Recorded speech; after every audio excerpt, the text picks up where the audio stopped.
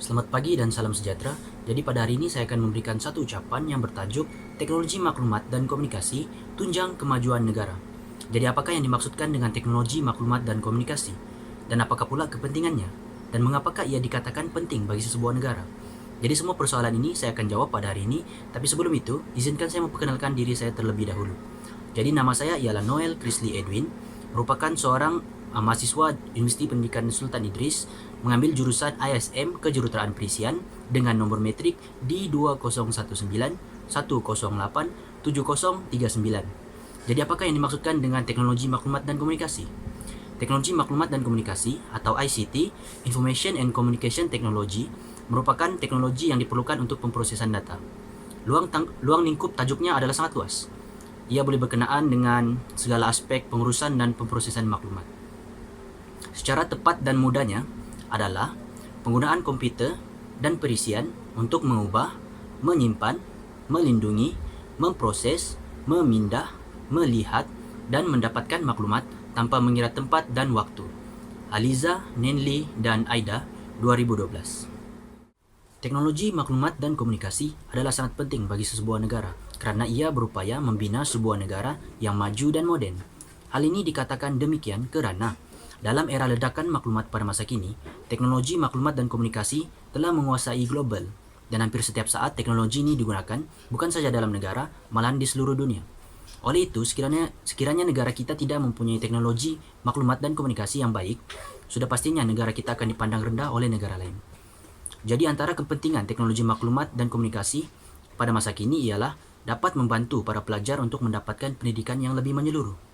Hal ini dikatakan demikian kerana para pelajar akan dapat mengakses lebih banyak maklumat melalui internet dan tidak terhad kepada bilik darjah ataupun bilik kuliah sahaja.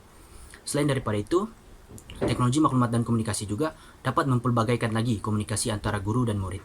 Hal ini turut disokong oleh Tulasimani Munosami dalam jurnalnya yang mengatakan bahawa pelajar-pelajar diberi peluang menggunakan semua panca indera semasa proses pembelajaran berlaku dengan menggunakan ICT. Selain itu, peranan ICT juga meningkatkan mutu dan mempelbagaikan penyampaian dan pengajaran melalui penggunaan internet, bahan-bahan multimedia di samping bahan pengajaran yang sedia ada.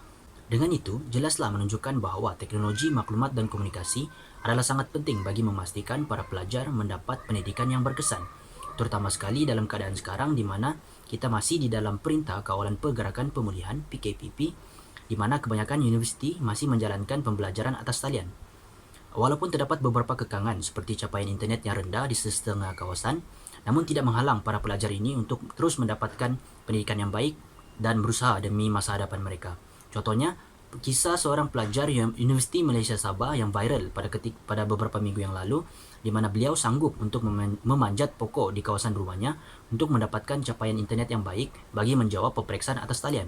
Oleh itu, bagi memastikan para pelajar dan mahasiswa mendapat pendidikan yang sempurna, pihak kerajaan khususnya perlu untuk memperlebarkan lagi jalur lebar dan capaian internet di seluruh negara.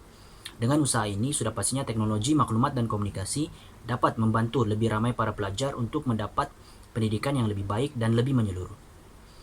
Selain daripada aspek pendidikan, teknologi maklumat dan komunikasi juga dapat membantu menjana pendapatan dan ekonomi masyarakat dan sekaligus kepada negara. Hal ini dikatakan demikian kerana sejak Perintah Kawalan Pergerakan diperkenalkan sejak 18 Mac yang lalu, ramai rakyat Malaysia telah kehilangan sumber pendapatan utama mereka. Oleh itu, mereka cenderung untuk menyertai perniagaan atas talian seperti menjual barangan kosmetik, barangan keperluan harian, ataupun menyediakan servis rana.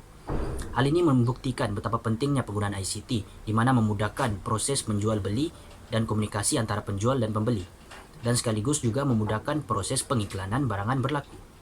Suruhanjaya Komunikasi dan Multimedia (MCMC) dalam kenyataannya sempena sambutan Hari Telekomunikasi dan Masyarakat Berinformasi Sedunia menyebut ketika dunia dilanda pandemik COVID-19, teknologi dan komunikasi menjadi landasan untuk pengukuhan ekonomi dan kehidupan rakyat walaupun dalam situasi yang sukar ketika ini. Oleh itu, jelaslah menunjukkan bahawa penggunaan teknologi maklumat dan komunikasi juga dapat membantu menjana pendapatan dan memperkukuhkan ekonomi masyarakat dan negara. Kesimpulannya, teknologi maklumat dan komunikasi banyak memberikan kebaikan kepada kita, terutama sekali dalam keadaan sekarang di mana kita masih di dalam Perintah Kawalan Pergerakan Pemulihan. Teknologi maklumat dan komunikasi banyak memudahkan dan memberikan keselesaan kepada kita. Oleh itu, marilah kita sama-sama berharap teknologi maklumat dan komunikasi di Malaysia akan terus berkembang seperti mana negara-negara maju yang lain. Itu saja ucapan saya untuk hari ini. Sekian dan terima kasih.